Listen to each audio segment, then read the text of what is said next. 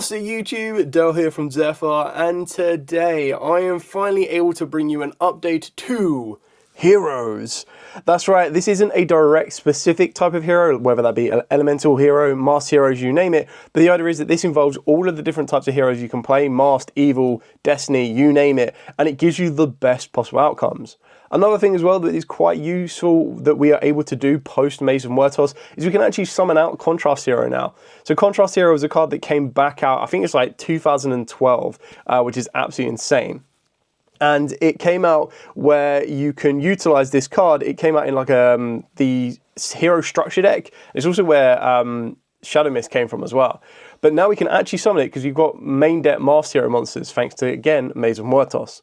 So what I'm going to do is I'm going to take you through the entire profile, explain what we've got and explain why we've got it. And at the end of the video, I'll show you a very basic combo you can utilize with this deck just to kind of get everything ticking so you have an idea of what this deck wants to try and do and try to achieve.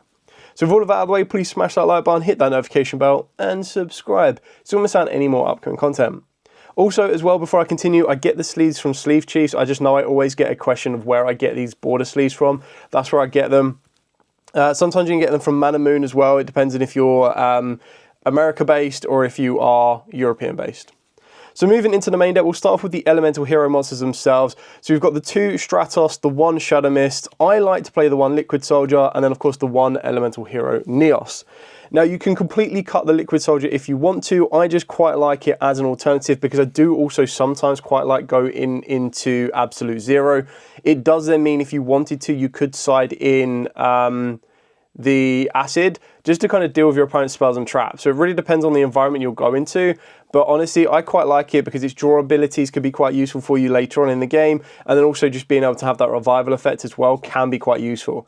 But you can cut it completely. This is a base of a 40 card deck. If you want to play more non-engine, whether that be Call by the Grave, Super Polymerization, I'm highly tempted to be playing Crossout Designator with Nibiru because unfortunately Contrast Hero still doesn't really stop you from Nibiru. If anything, you'll still be doing the exact same play if you get hit with a Nibiru where you're using your Phoenix Enforcer to destroy itself to get it off the field so that it comes back to the field. But then all you're really doing is trading your entire field for a Nibiru token and a Destroy Phoenix Enforcer. So that's why I quite like the idea of holding back stuff like Marsh Change where at all possible and an extender. I'm also highly tempted as well to consider Forbidden Crown, but I feel that we're probably going to be looking more so at maybe a Crossout Designator with Nibiru as a target in the main deck than anything else. Then carrying on, we're still playing the Vision Heroes. So for the Vision Heroes, we're on 3 Faris, 2 Vion, and now finally the 1 Increase. Now the reason for that is that this package I still is incredibly good. Because yes, your Vion gets you direct access to Polymerization. Your Faris gives you direct extension to the field, and so does your Increase, because then Increase, of course, can get you into your Vion. It just means now that with Increase, you can play at less than 2. It will still give you the same site of issues if you do open up the Increase, but there are just ways you can utilize it as fusion material. You can get it back to the graveyard, and then you can still just normal summon down your Vision Hero Vion and get what you need to in the form of the Polymerization, which is basically what your Increase is trying to do. Like your Faris puts Increase in the into the spell and trap zone, Increase summons down Vion, and off you go. So that's kind of how you're trying to cook that triangle going, but then there are ways where you can just bypass that and go straight for a Vion instead. Then for the Destiny Heroes, we're on 3 Malicious and the 1 Denier. Again, quite straightforward on this one. Not many builds will change this lineup. Mali is currently back at 3. Hopefully, fingers crossed, it stays at 3. It's just a constant extender for heroes. And the irony is this card would not get limited or even forbidden because of heroes. It will only ever do that if it's utilizing a Dark Hero style deck, which, not even a Dark Hero deck, I think it's just called like Dark Warrior deck, which again, fingers crossed, hopefully we don't see come back. Denier is an incredibly good addition to the deck, being able to recycle Malicious so you can use it 4 times in a duel rather than directly 3 is just absolutely insane. And the fact that this is a very easy Marsh Change target, which is probably one of the biggest changes for this entire deck, is what makes it so good, which is meaning that you don't need to rely on playing 3 Marsh Change and hard seeing it or having to get a special summon of your Shadow Mist to get to it. You actually get to it through your Furnace, which is absolutely insane. Then for the Evil Heroes, I've got the 1 Dead End Prison and we've got the 1 Dusted Gold. I still feel that these are absolutely fine to be playing. Obviously, the Prism being able to replicate a name as well could be very, very useful for you. The Dusty Gold is just that option to get you to the field, gives you another way of being able to... You could technically play a Dark Fusion if you want to, or a card that mentions it, but that's where you're going to be running into your Evil Assault, because this is what's going to give you the best thing about it, to give you everything you need to, because it lets you add a Dark Fusion from the graveyard to the hand, but you're not using it to add a Dark Fusion, you're just using it for a Dusty Gold to get you access to this, which is really useful. And then the two brand new cards being the Masked Hero Furnace and the Masked Hero Dusk Crow. So what makes these so good is for the pure fact that your Furnace lets you reveal it in the hand to add a mask change or a polymerization from the deck to the hand. Then you get to discard a card, which can include itself. You cannot special summon from the extra deck for the entire the turn you activate this effect except hero monsters. If you special summon a non-fire hero fusion monster except during a damage state, you get to special summon this card from the graveyard if it was there, or the hand if not, but you banish it when it leaves the field. And then your Masked Hero Dusk Crow is, if it is in the hand, you get to banish a hero monster from the grave to special summon it. But if this card is normal or special, you get to add a Masked Hero monster from the deck or graveyard back to the hand, except itself. The benefit of the fact that it can summon itself from the hand or it just gets summoned from the deck is what makes these cards so good, is that they're technically not hard bricks. As long as you can trigger their summoning effects, it really does help you go that little bit for extra further. And then these both being main deck Masked Hero monsters is how you can make your Contrast Hero, because this requires 2 Masked Hero monsters and it's always treated as an elemental hero card. So that's when your Miracle Fusion is going to come into play. So that's it for the hero monsters. Now to go over the hero spells and then just the generic spells as well. So we are on Free a Hero Lives. This is just going to get you more access directly to your elemental heroes, mainly being your Stratos. You could go into Shadow Mist if you want to, but like I said, we're not relying on playing free mask changes anymore, especially when you can utilize a card like your Wonder Driver to loop that mask change around. It really does free up some space in the main deck. You can very easily bump the main deck up to a 50 card, if not more, if you wanted to. I'm personally not the biggest fan of doing that. I try to keep it as compact as I can do to increase consistency of seeing the pieces that I want to. There's only like one hard brick in the entire deck, in my opinion, and that's going to be your increase. But that's just risk and reward of how you want to play it. You can bump the deck up to like 42, 45. I feel that would be about your safe level.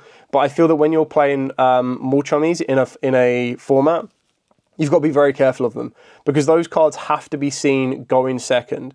So they are always going to be a brick if you go first, and then they're more times than not always going to be a brick if you don't see them and then later on in the draw. So that's where, if you bump up your deck to go up to like a 45 deck, your consistency of seeing that card, which is only a 3 of, is a lot less. And then if you're going to bump your deck up to a 45 deck and go, okay, cool, well, I need to play 3 more chummies being Perulias, then you're putting your deck up to kind of balance out the extras, and all you're doing is getting 2 extra engine cards or 2 extra non-engine cards. So it's kind of like, is it worth those 5 slots? Might as well just keep it at 40 and go from there. But that's just preference.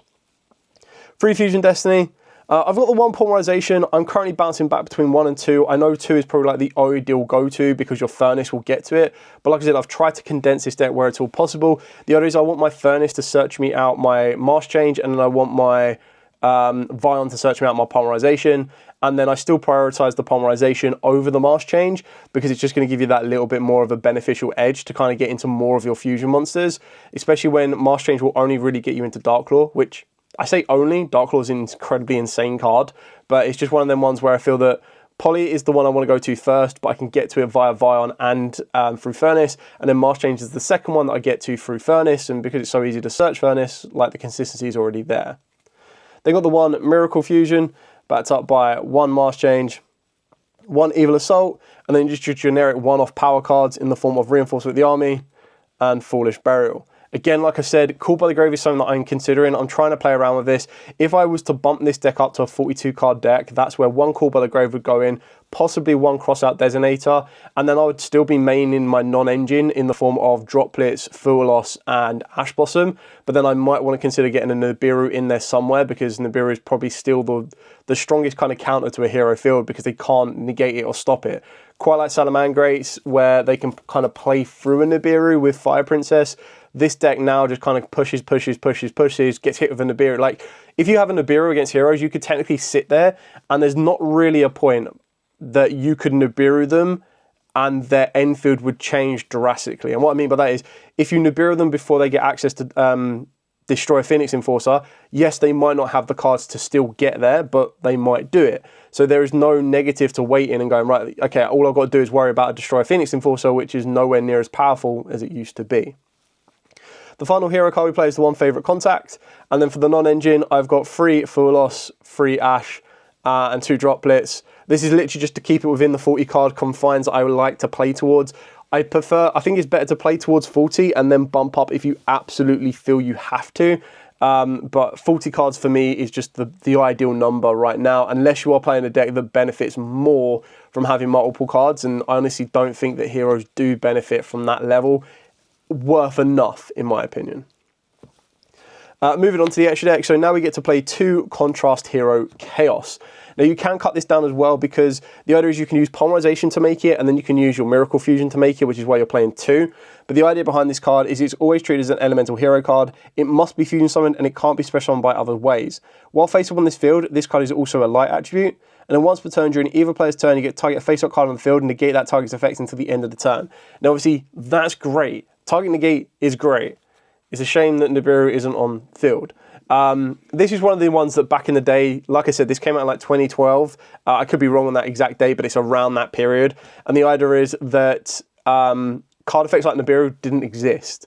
So its effect is for its time, and it's just a nice benefit that we can actually make it and use it now. But it definitely needs we need a modernized version of this that lets you negate anything, but then because I don't think that's so bad in the hero deck, especially when hero deck only focus on locking you into heroes. It's like it's not a splashable card that can be utilized everywhere.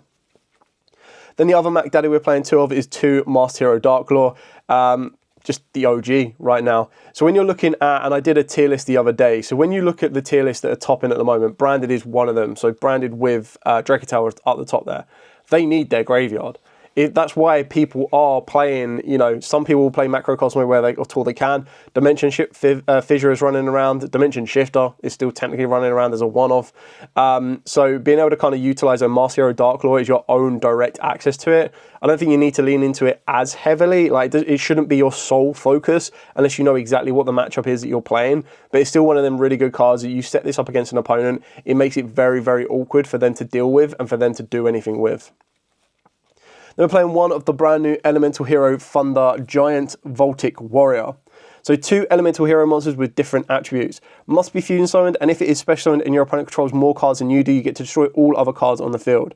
You can tribute this card that was fusion summoned using a normal monster as material, target an Elemental Hero monster in your graveyard and special summon it, only use each effect once per turn. So the ability of being able to utilize your Neos to make this is what's going to be able to set up its secondary effect. Being able to nuke your opponent's field is also going to be quite useful. So it's one of these cards that if you're going second, you can turbo into this card and then clear off, and then build up with everything else in between. You do need to be a little bit careful though, because by the time you get to a period where you can fusion summon using this card with Neos and everything else, you're going to lose a bit of field presence. So it's a bit of a double-edged sword, and you're going to have to sacrifice a little bit for it. But then if you are confident enough that you're going to be able to still follow up with a Fusion Destiny or something else in between, that could be really useful for you.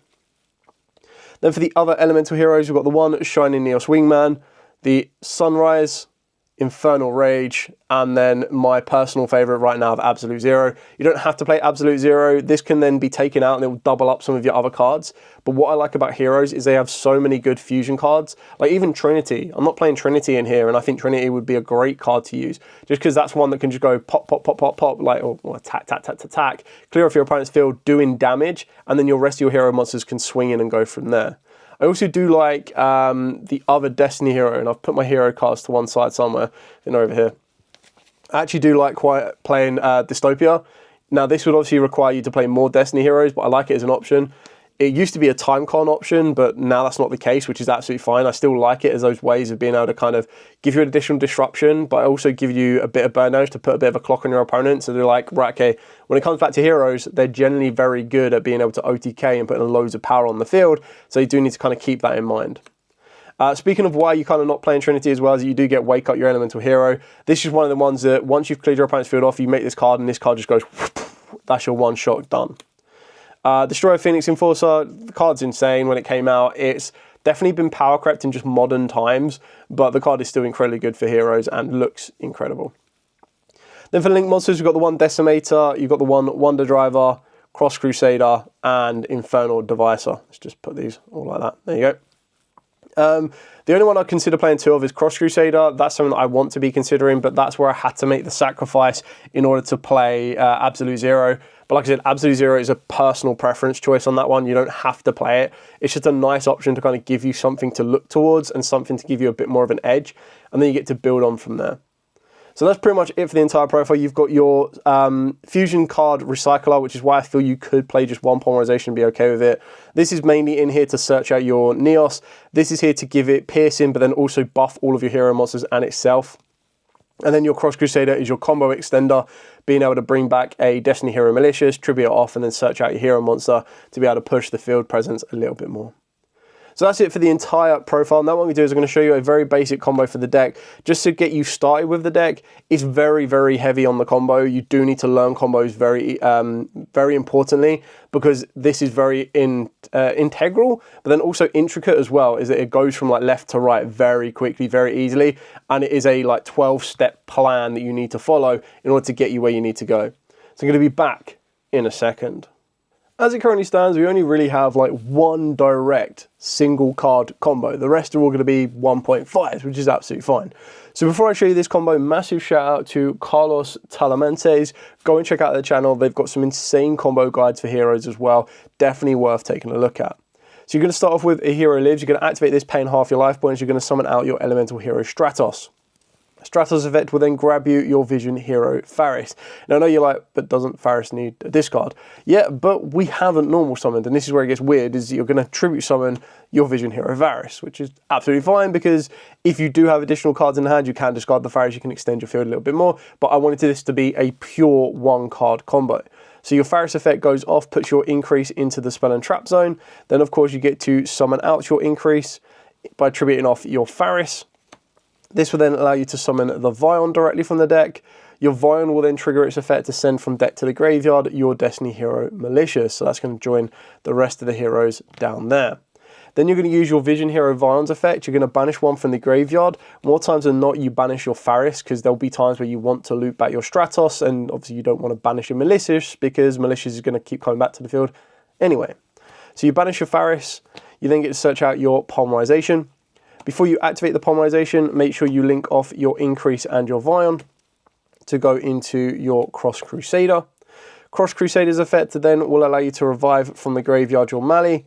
You'll tribute off the Mali to then get you access to your Shadow Mist. You've now got that in your hand ready to go.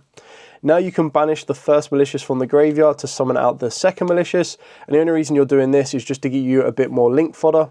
So you're going to link those two together, and because they are both 2 hero monsters, you're going to go into your extra hero Infernal Devicer.